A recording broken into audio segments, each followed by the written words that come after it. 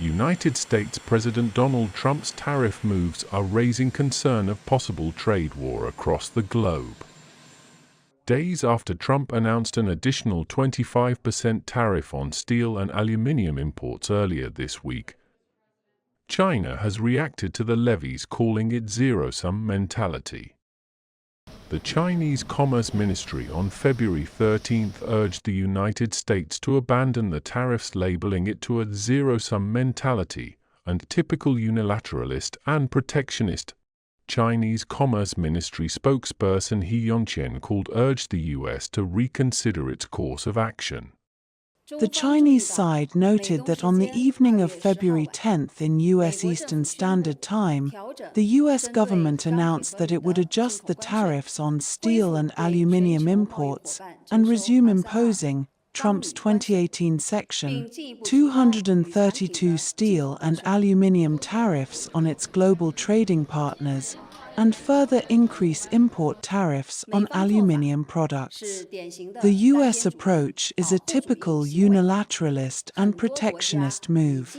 Many countries have clearly expressed their opposition to this announcement, and there is also a lot of opposition domestically in the U.S.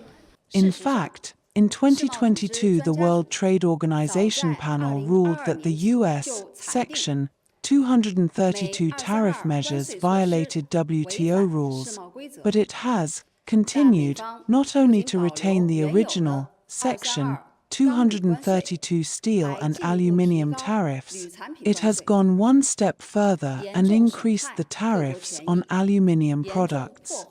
This seriously damages the rights and interests of various countries and seriously undermines the rules-based multilateral trading system. With the impact of the 25% tariffs on global supply chains, China urges the United States to abandon its zero-sum mentality, reconsider its course of action, return to the right track on which how the multilateral trading system works, and work with other countries to consult and resolve their respective concerns together. Trump substantially raised tariffs on steel and aluminium imports on Monday, February 10 from his previous 10% to a flat 25% without exceptions or exemptions. Trump hopes this will aid the struggling industry in the United States. However, the sanctioning of the tariffs also risks sparking a multi-front trade war.